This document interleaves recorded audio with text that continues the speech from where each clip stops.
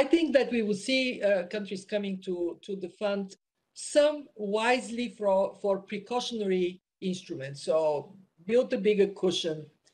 Some may have to come because their debt is not sustainable. They need to take action. They need a fund program.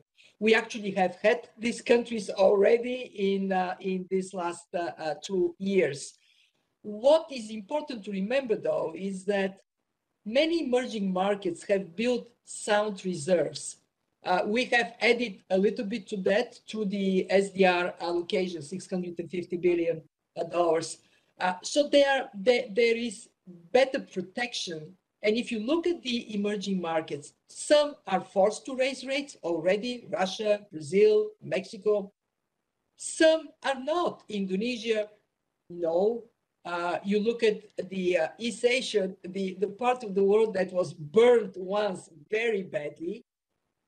They are in a much sounder position with sounder reserves and capacity. So it would be really country specific, and the old wisdom will again prevail.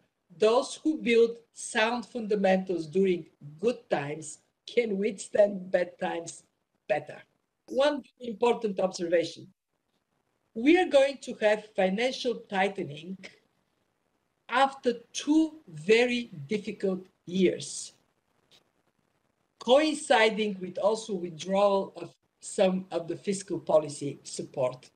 So it is a terrain that requires careful walk.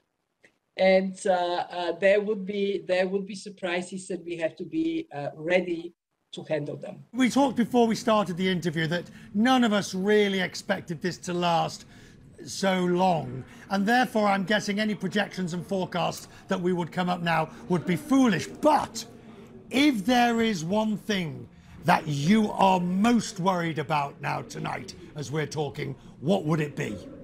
I'm most worried about countries that are already under a heavy burden of debt not acting early to reduce the risk for themselves.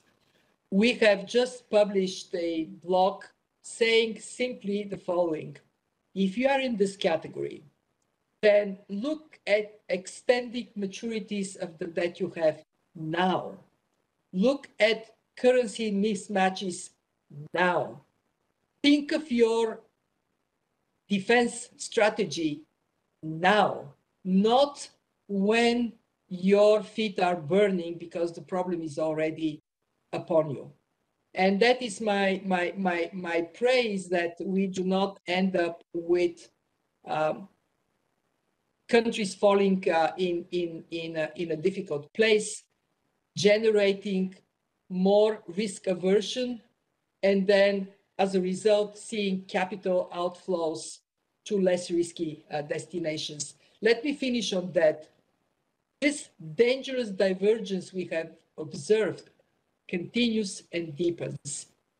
Advanced economies and a small number of emerging markets are recovering relatively well. They are close to their pre-pandemic levels. Some are already at pre-pandemic levels. The rest of the world is falling further behind.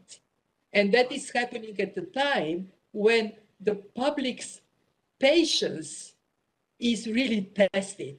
And a phenomenon from 2019 we have not seen much of, public unrest, is reappearing possibly on a larger scale.